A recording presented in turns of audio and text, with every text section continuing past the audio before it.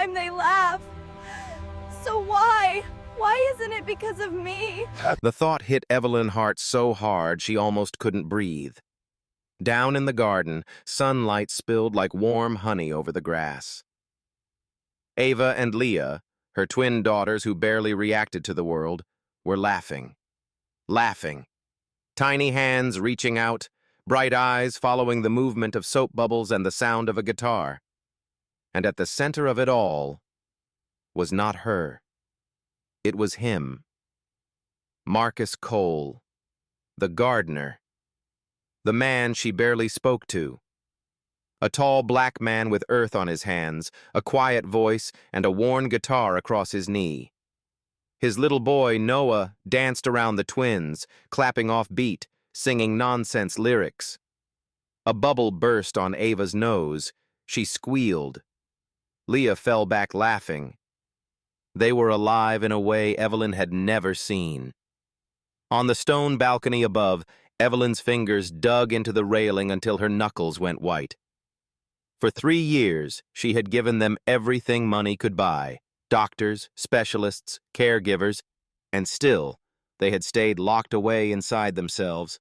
Now, in one afternoon, in a garden she had stopped visiting, a stranger had done what she hadn't, awakening them, breaking through, without her. Her throat burned. Anger, shame, jealousy, relief. They're laughing. But not because of me. She didn't know it yet, standing there like a ghost above her own life, but that moment would crack open everything. Her grief, her guilt, and the silent world her daughters had been trapped in. To understand how it began, and why a gardener with a second-hand guitar could step into the space her husband left behind, we have to go back. Back 3 years. To the day the music stopped. Before the accident, the Hart estate on the hill above Lake Washington had never been quiet. Laughter echoed through glass hallways, music spilled from room to room. It was the kind of house where someone was always singing, the cook, a cleaner, Daniel in the shower, Evelyn in the kitchen. Especially Daniel. Daniel Hart had produced music long before he married into old money. He didn't look like a billionaire's husband. His hair was permanently out of place, his t-shirts were always slightly faded, and there was a guitar on almost every surface. Music is just organized feelings, he used to say, turning knobs on his mixing board. You can't heal feelings if you keep turning the volume down. He had started recording videos long before their daughters were born.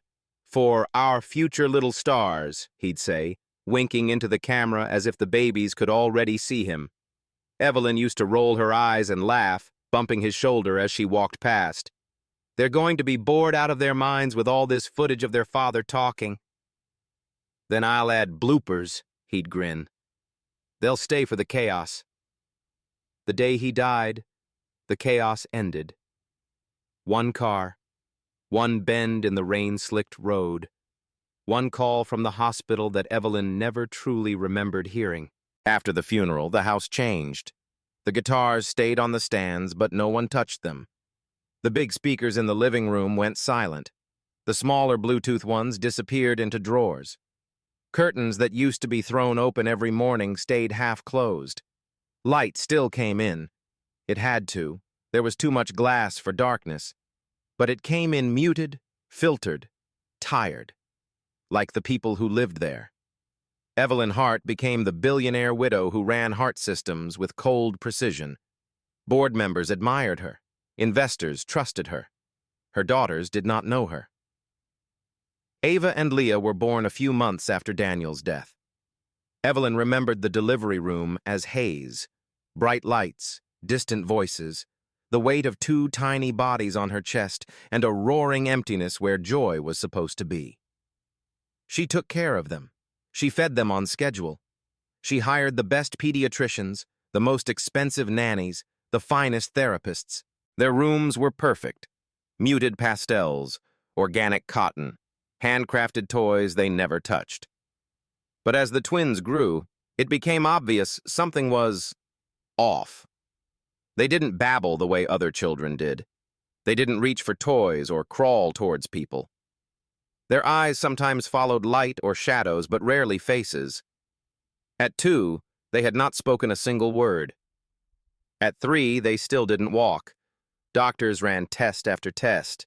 Neurologists, developmental pediatricians, child psychiatrists, hours of EEGs, MRIs, genetic screenings. Structurally, everything seems fine, one specialist had said gently, flipping through perfectly normal scans. It's less like they can't, and more like they don't. Don't what? Evelyn asked, exhausted, staring at her girls huddled silently together in the corner of the playroom. Don't respond, he said. Don't reach out. Don't engage. As if a piece of them has chosen not to be here, he didn't add out loud. No one could give Evelyn the answer she really needed. What am I doing wrong? So she did the only thing she knew how to do. She controlled what she could. Meals on time, sleep schedules, occupational therapy, sensory-friendly toys, zero chaos, zero uncertainty. Quiet, clean, safe. But safe slowly became sterile. Quiet slowly became absence. And the house on the hill became a museum where grief walked the halls, and 2 small girls drifted through like ghosts. When Marcus Cole first came up the long driveway to the Hart estate, he didn't know any of that. He just knew he needed the job. His left hand toyed with the ring on his keychain as he listened to the property manager talk. 4 acres of landscaped grounds, a greenhouse, an old orchard that needs work. The previous gardener left a mess. The pay is good. Discretion is non-negotiable. Marcus nodded, gaze moving over the grounds. He saw possibilities. Wild roses strangling each other that could be trimmed back. Dead branches that needed cutting. Soil that could breathe again if someone bothered. Noah walked half a step behind him, backpack slung over one shoulder, dark curls caught in the breeze. His son glanced up at the glass house. "Dad," Noah whispered, "that place looks like a spaceship." Marcus smiled for the first time that day. "Maybe it is," he murmured. "Maybe it's waiting to land." They were shown a small staff cottage near the back of the property. 2 rooms, clean, plain, more than they'd had in months. "I'll take it," Marcus said. He didn't ask about the woman who owned everything. He'd heard the name Evelyn Hart on the news. He knew she was a billionaire, that her husband had died in an accident, that there were children. He also knew better than to believe what the news said about anyone. On his first morning, he stood in the garden with a shovel in hand, breathing in the damp Seattle air. Noah sat near the greenhouse door, earbuds dangling from his neck, a little Bluetooth speaker beside him. "Can I play something?" Noah asked. "As long as it's not loud enough to get us fired," Marcus replied, digging into the soil. Noah grinned and pressed play. Soft rhythm floated into the air. An old soul track, scratchy but warm. Drums like a heartbeat, a piano line threading through. Marcus felt his shoulders loosen. For a while, it was just them. Father working, son humming, birds shouting at each other from the trees. Then Noah noticed them. "Dad," he whispered, nudging him. Marcus straightened and followed his son's gaze. 2 little girls were pressed against a high window of the main house, their small faces framed by glass. Identical. Large, dark eyes. Brown hair falling past their shoulders. They weren't smiling. They weren't frowning. They were just watching. Noah lifted his hand slowly and waved. One of the girls blinked. The other tilted her head, as if tracking the movement. Noah, encouraged, added a little shimmy to his wave. The music played on, somewhere between them and the house. The girls didn't wave back, but they didn't disappear either. The next day, they were at the window again, and the next. Noah started choosing songs carefully. "Something happy," he muttered, scrolling his playlist. "Not too much drums. Maybe this?" He picked a gentle track with acoustic guitar and a soft voice humming nonsense syllables. The girls' heads tilted in unison. They liked that one, Noah decided. Marcus watched all of it quietly. He'd seen something similar once, years ago. In a cramped clinic waiting room where he sat, holding a tiny Noah who refused to meet anyone's eyes. It was a volunteer with a cheap keyboard, playing simple chords, singing the same line over and over until a little boy finally looked up. Music had been the bridge then. Maybe it could be a bridge now. A few days later, as Marcus cleared out an old storage shed near the greenhouse, he found it. A dusty cardboard box shoved behind sacks of fertilizer and cracked terracotta pots. He bent down, pushed the box forward, and wiped the dust off. On the top, in faded black marker, someone had written, "For Evelyn and our little stars, D." Inside, carefully wrapped in bubble wrap, was a small portable projector and an external hard drive. A post-it note fluttered out as he lifted them. "Backup, just in case my girls ever forget the sound of my voice." Underneath, a drawn smiley face and the letter D. Marcus sat back on his heels, heart heavy. Someone had prepared for a future that never came the way they imagined. He knew he shouldn't touch it. He knew better than to mess with a dead man's memories. But later that week, when he saw the twins at the window again, staring down at nothing, he felt that post-it note burning in his pocket. It was a gray afternoon when he stepped over the line. Rain hovered over the city but hadn't fallen yet. The world felt paused. Noah sat cross-legged on the greenhouse floor, sketching the rose bushes in a notebook. Marcus had propped the small projector against an overturned crate, the hard drive plugged in. "Just once," he murmured, more to himself than to Noah. "If it upsets them, we stop. If anyone sees, I'll take the blame." Noah looked up, eyes wide. "Mom always says you're too careful," he said. "Maybe this is you being a little not careful." Marcus almost laughed. "I'll take that as courage," he replied, exhaling. He clicked the projector on. The machine whirred softly. A cone of light reached out, found the far wall of the greenhouse, and bloomed into an image. A man appeared, slightly out of focus at first, then clear.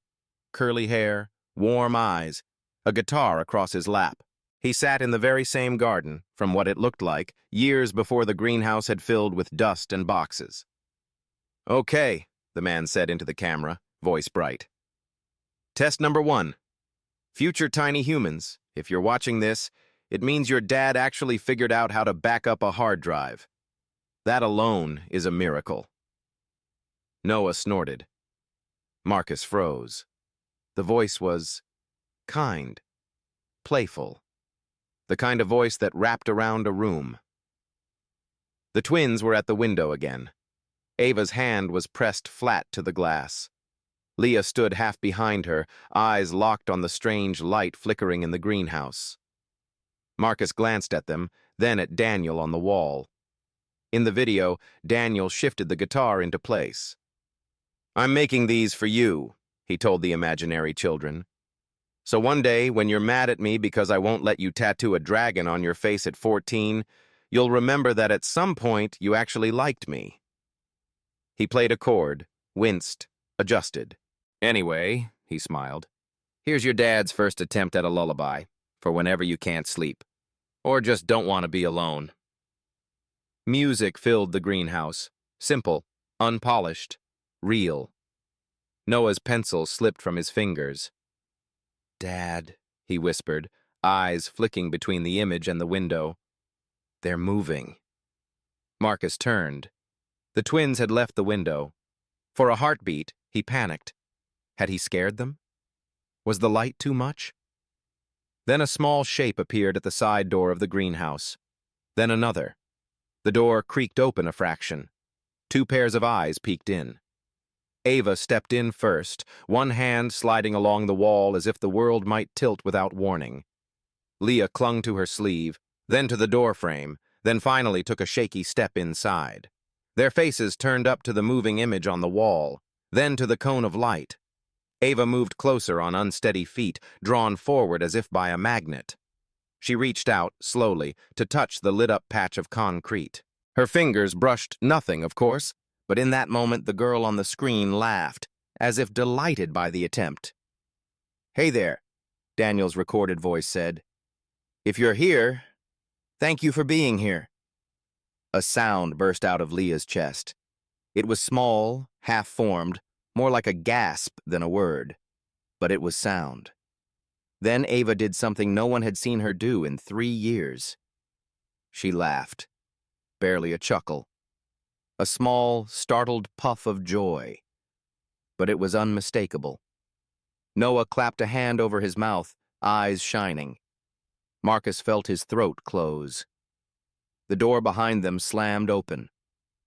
"What are you doing?" Evelyn's voice cut through the music like a knife. Marcus killed the projector so quickly the room plunged into a dim, uneven light.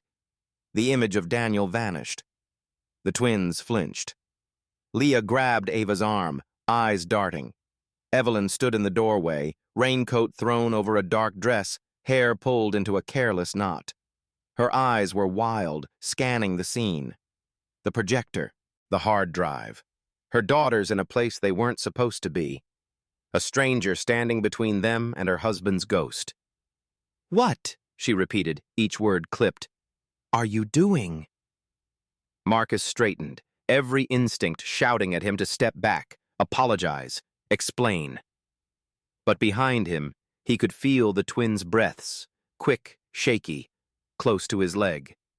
He swallowed. "I found the projector," he said evenly, "in the shed near the greenhouse.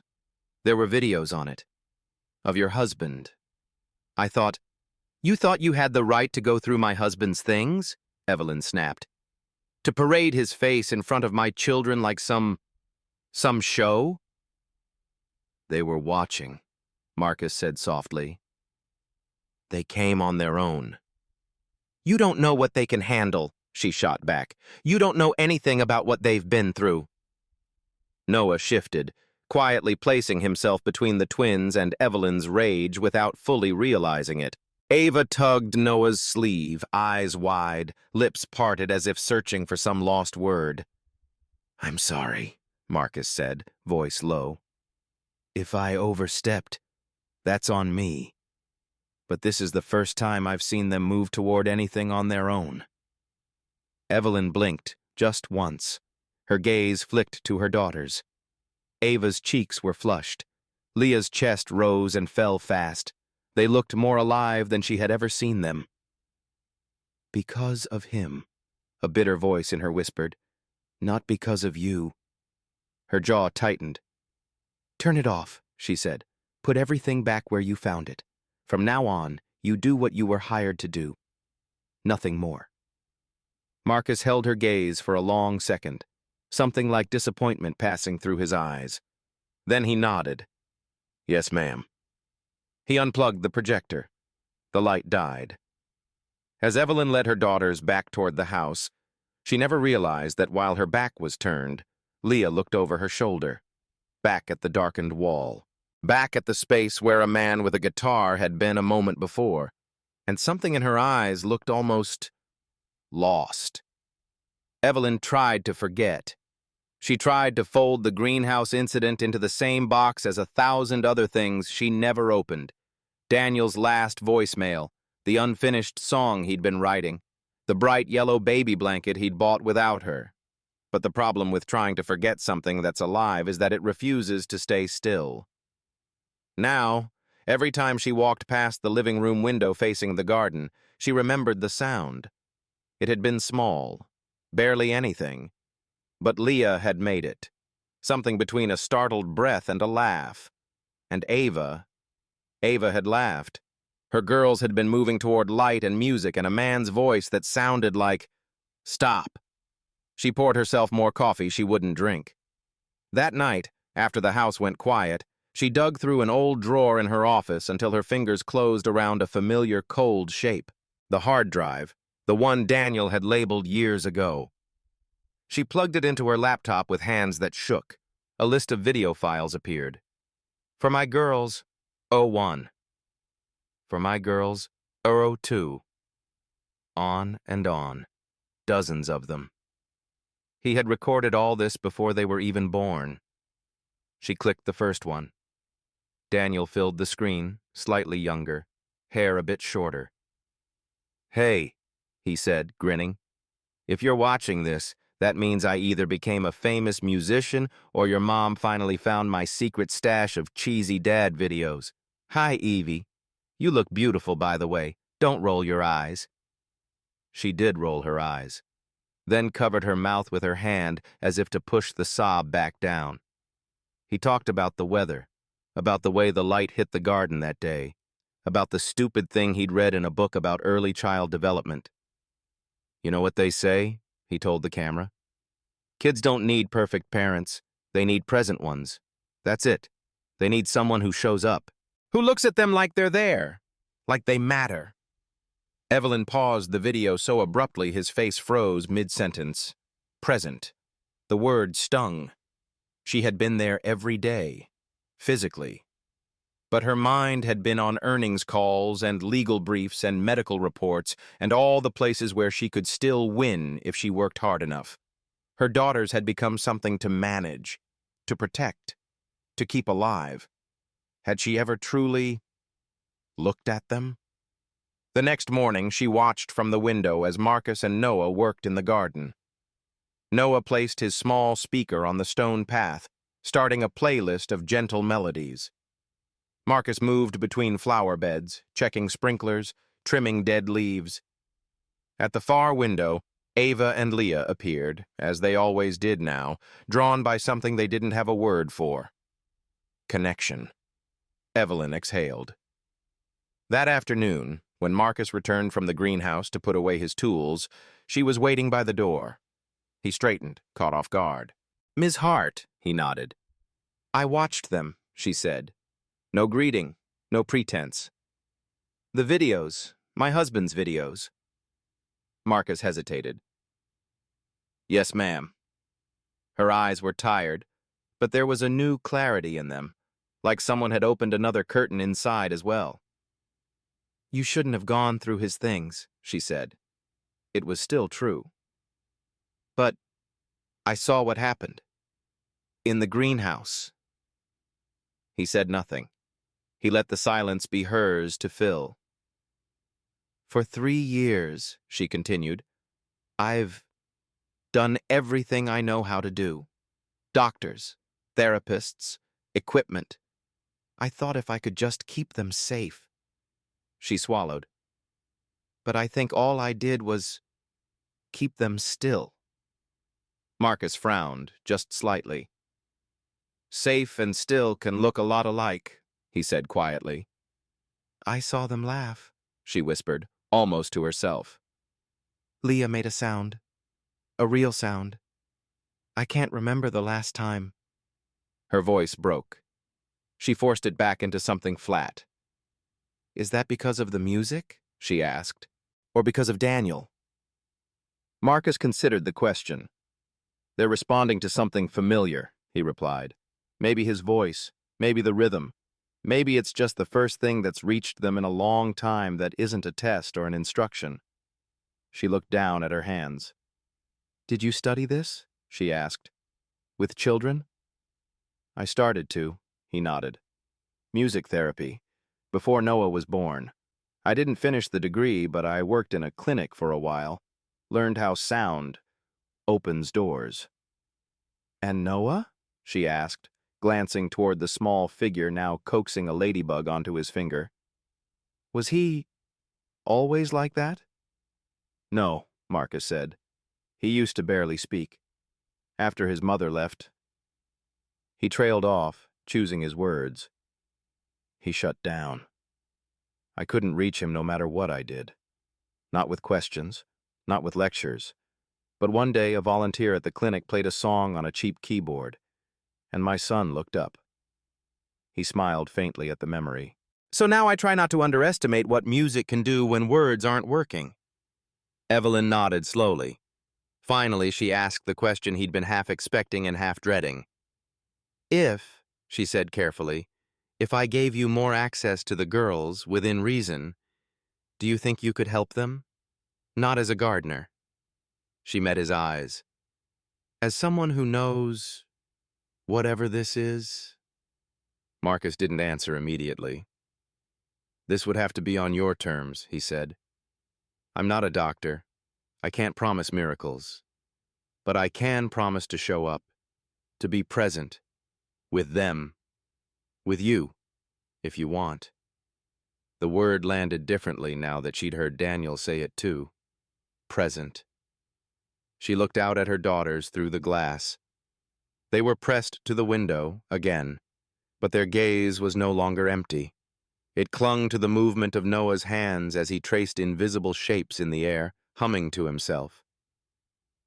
Okay, she said at last, voice barely above a whisper. What do you need? Marcus inhaled. A speaker, he said. Time, patience. He paused. And you. Her eyes snapped back to his. Me? They don't just need someone to wake them up, he said gently. They need to know it's safe to stay awake. That's not my job. That's yours. The truth hurt, but there was kindness in it. Evelyn closed her eyes for a moment. Then she nodded. Tell me what to do, she whispered.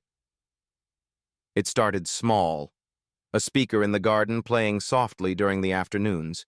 Short clips of Daniel's videos projected onto a white sheet Marcus had set up against the greenhouse wall, far enough away not to overwhelm. Noah became an unofficial translator between worlds. He would sit on the grass with Ava and Leah, rolling a ball gently back and forth, humming whatever song was playing. When they didn't roll it back, he didn't push. He just sang, kept the rhythm going, left a space where their response could be. Sometimes they looked at him, sometimes they didn't, but they always came, always. The staff whispered about it in hallways. They follow the music, one housekeeper said, every single day, like little magnets. On the third week, Evelyn stepped into the garden herself. The air smelled like damp earth and cut grass. Her heels sank slightly into the soil, unused to this terrain. Noah noticed her first. Hi, Ms. Hart, he said, a little shy but not afraid. Ava and Leah sat in front of the sheet where Daniel's face flickered, but they weren't looking at him. They were watching Marcus's hands as he strummed his guitar softly, filling the gaps between Daniel's recorded words. Evelyn stood at the edge of the grass, frozen. Come sit, Marcus said after a moment, nodding to the stone bench nearby. You don't have to do anything. Just be here. Just be here. She sat down slowly. Minutes passed. Daniel on the sheet told a terrible joke. Noah giggled. The twins didn't laugh, not yet, but Ava's mouth twitched. Leah shifted closer to her sister, shoulder to shoulder. The next day, Evelyn sat again. The day after that, she moved a little closer. Soon, she wasn't on the bench anymore. She knelt on the blanket Marcus spread on the grass, within arm's reach of her daughters. Sometimes, during a song, Ava's hand would drift toward hers. Brush it. Run away. Sometimes Leah would lean back until her head found Evelyn's thigh, then stay there, staring up at the shifting light through the leaves. It was not dramatic. It was not a sudden cure. It was tiny, ordinary moments stitched together by sound and patience. Today is not about making them do anything, Marcus told her quietly one afternoon, when she tried to coax Leah to pick up a toy and the girl froze. It's about showing them that when they do something, anything, someone is there to see it, to see them, to look at them like they exist. Evelyn realized with a jolt that there had been days, weeks, when no one had truly done that, not even her. One late afternoon, clouds hung low over the lake, painted pink by the setting sun. A light drizzle had started, but the big maple tree above them caught most of it, turning rain into a soft, irregular rhythm on the leaves. Marcus sat cross-legged with his guitar. Noah lay on his stomach, chins in his hands. Ava and Leah knelt between them, staring at a line of small plastic animals Noah had arranged in front of them. Evelyn hovered at the edge, one hand on the tree trunk. "Okay," Marcus said softly. "Let's try something simple today." He looked at Noah. "You remember the game?"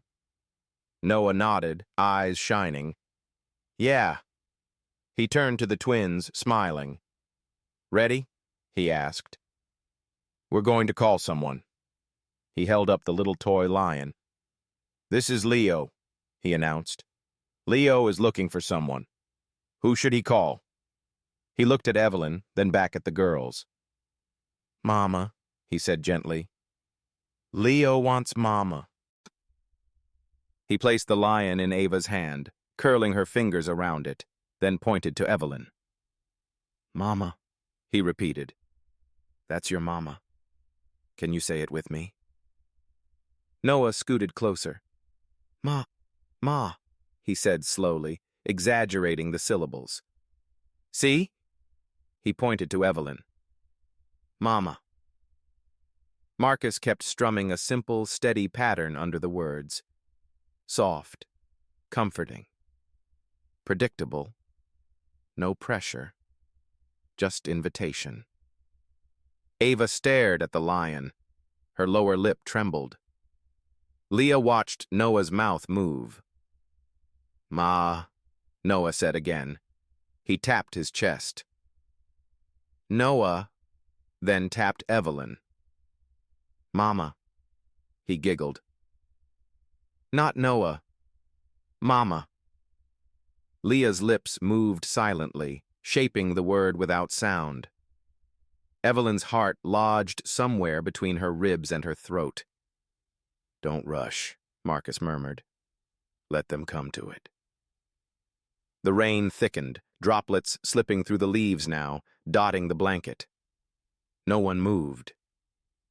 "Mama," Noah whispered again, softer this time, as if sharing a secret. "She's right there." Ava's hand tightened around the lion. Her mouth opened. "Ma," she breathed.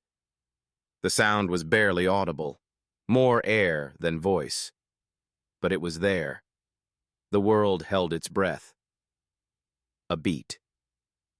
2. "Ma, Ma." Ava tried again. This time there was sound. Thin and shaky, like a wire strung too tight. Then, as if something inside her clicked into place, she looked directly at Evelyn. "Mama," she said. The word landed like thunder.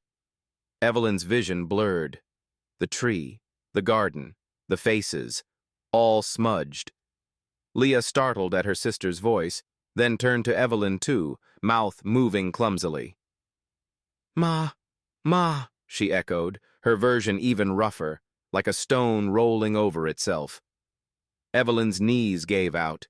She dropped to the blanket, hands over her mouth, laughing and sobbing at the same time.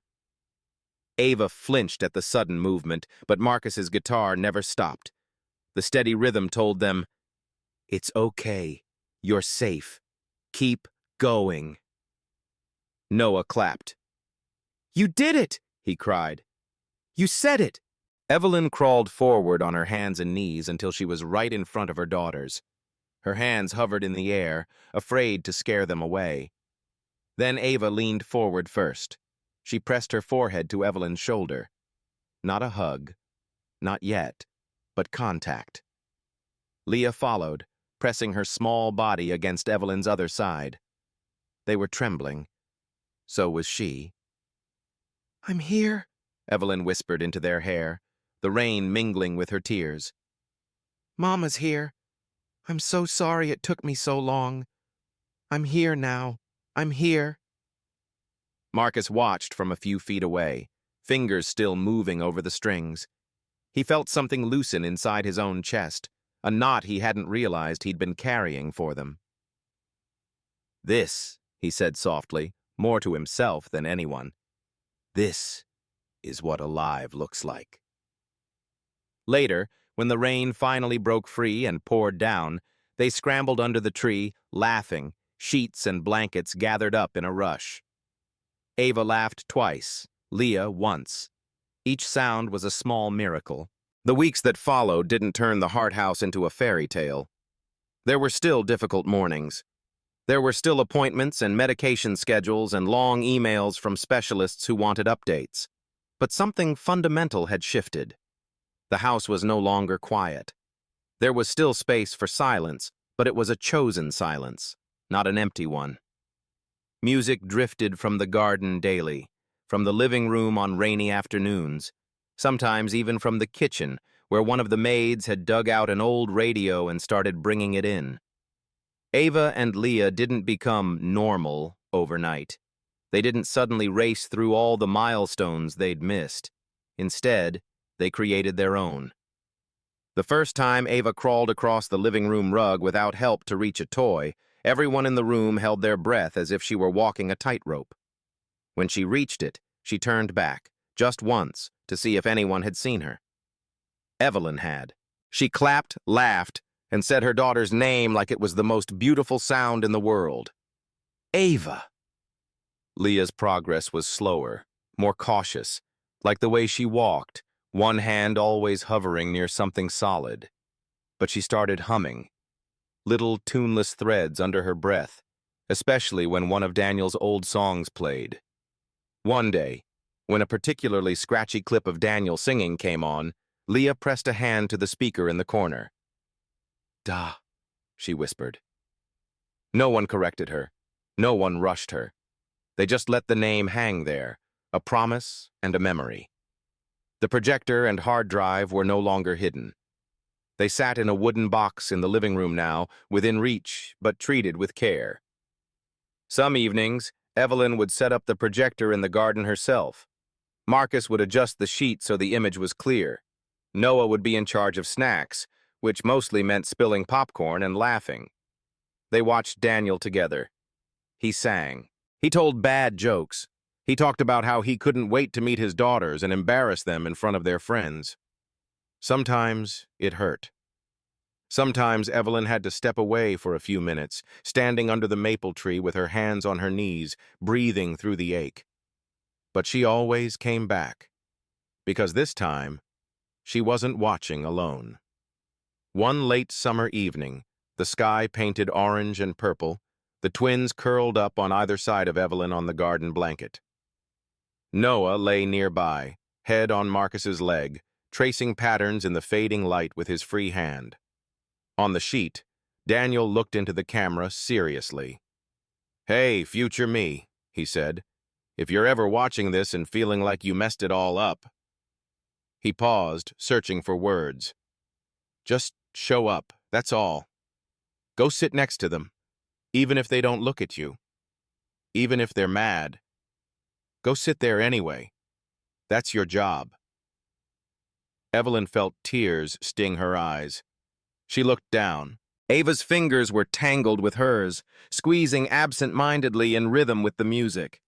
Leah's head was in her lap, eyes half closed, humming softly along to a melody Daniel had written before she ever existed. Evelyn lifted her gaze to Marcus. He was watching the screen, jaw tight, eyes glistening. She mouthed a silent, "Thank you." He shook his head once. "This is you," he murmured, just loud enough for her to hear over the music. "I can play songs, but you're the one who stepped back into the room." She thought of the first day she'd seen them laugh with him in the garden. The jealousy, the sting. Now she could see it clearly. He hadn't taken her place. He'd held it open. For her. Noah sat up, yawning dramatically. "I'm tired," he announced. "But like, good tired." "What's good tired?" Evelyn asked, running her hand absent-mindedly over Leah's hair. "It's when your body says sleep, but your heart says, that was a good day," he replied, very serious. Marcus chuckled, ruffling his son's curls. Evelyn smiled, a real one, soft and surprised. "That sounds nice," she said. "I haven't had a good tired day in a long time." "You do now," Noah declared, "'cause we're all here, together. He flopped back down, satisfied with his conclusion. The sky darkened. The projector cast its glow over the little group, a billionaire widow, two fragile, stubbornly blooming girls, a black single father who played guitar with earth under his nails, and a boy who believed in music more than most adults believed in anything. The Hart estate on the hill was no longer a museum for grief. It was a place where things grew again, where a garden that had been left to wither had become a small, stubborn miracle, where a house that had gone quiet was learning, slowly, to turn the volume back up on life. 3 years after the day the music stopped, Evelyn finally understood. She had spent so long keeping her daughters alive that she had forgotten to teach them how to live. Now, kneeling in the grass with their hands in hers, listening to Daniel's song drift into the night, she whispered a promise to them, to herself, to the man on the screen. "I'm here," she said. "I'm not going anywhere again." For the first time in a very long time, the words felt true. And somewhere inside her, a season that had lasted for years finally began to change. The long winter of her grief started to thaw. If this story touched something quiet inside you, a room you haven't opened in a while, a song you haven't let yourself play, maybe this is your little sign to turn the volume up just a bit. And if you want, you can imagine what you'd say to Evelyn, to Marcus, to Ava and Leah, or to Noah, and leave that message somewhere, even if it's just in your own mind. They'd probably be grateful to know they weren't alone.